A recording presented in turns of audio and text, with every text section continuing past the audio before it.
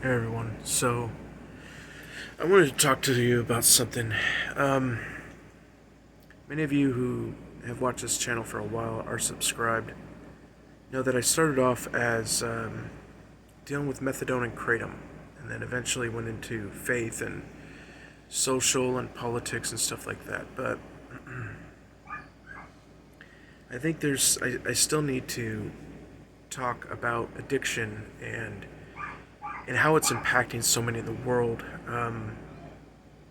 Two more people that I knew of have passed away because of fentanyl. Um, I've lost many close friends, three really close friends. One because of methadone and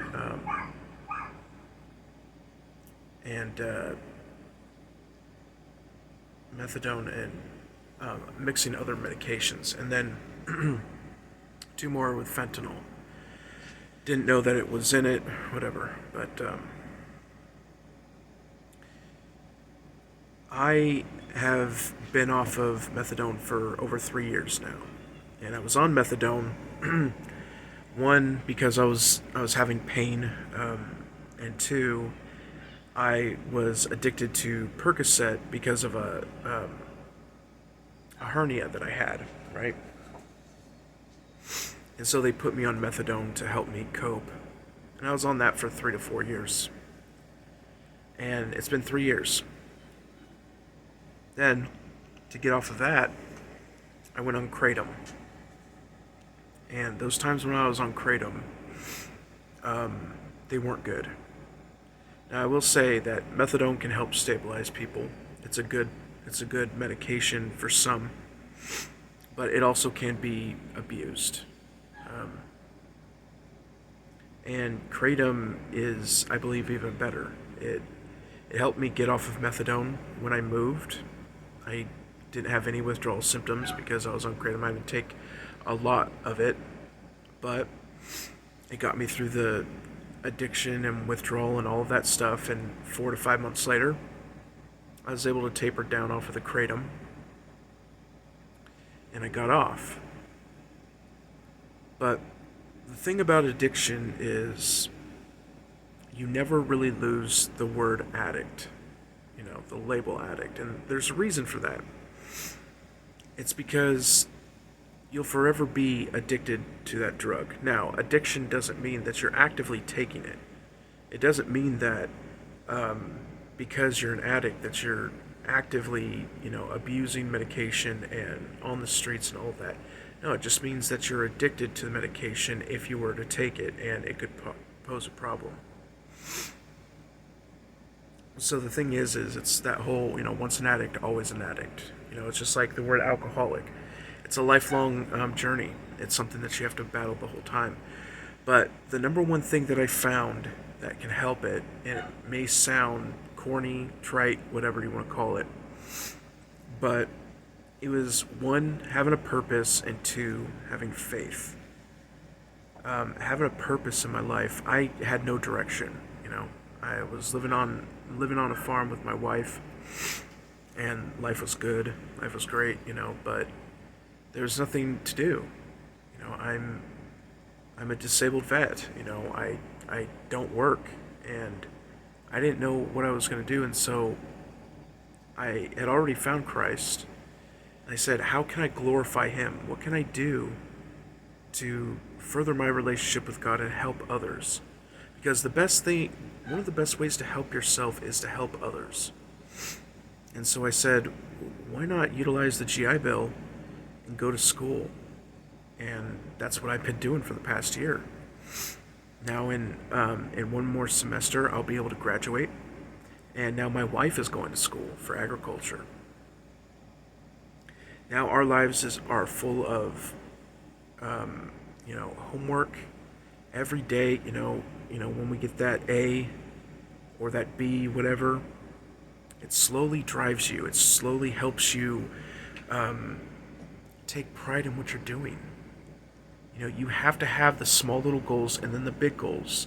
Those big goals only come around once every 2 to 4 years, like a degree. Accomplishing something that you have been working your whole life for. But in the meantime, you work hard on assignments, and then you get a grade in one of your classes, and then that builds up. It's those little things that add up to the big thing. I'm not saying everybody should go to school, because personally, I don't think academia is for everybody, and academia is largely controlled by the left. However, I'm going through theology, and my wife is going through agriculture. But what I'm saying is, find something that you love. Find a goal. And yeah, I understand Christians of this world, we're not meant to make camp in this world, but always, I always make sure that it's to glorify God, you know?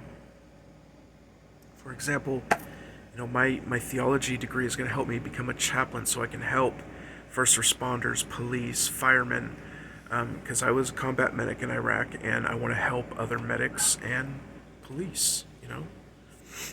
And so that's going to help me glorify God. My wife wants to do agriculture so she can get closer to God's creation and help us on the farm and help others in our community. What's glorifying God but helping others in your community? And that's the thing, is the only way that you're going to kick this addiction is if you have something bigger than your addiction to work towards. I understand, if you're going through withdrawal right now, and it's, that pill or that hit or whatever, it's so tempting. But is it worth it in the long run? You're going to have 6, maybe 8 hours methadone, maybe you'll have 12 hours of being high. You know how fast that goes? I mean, it's the blink of an eye. And that's what it is. That's what it's meant to be. It's meant not to last very long, so the pharmaceutical companies or the drug dealers can get you in on the next hit. As someone who is addicted to things once and who knows addicts, we were never concerned with how we were feeling. It was always, do we have more? And that's all you're striving for. That's all you care about. If you're recovering, you have to have something that you're working towards. Your kids, an education, some kind of goal.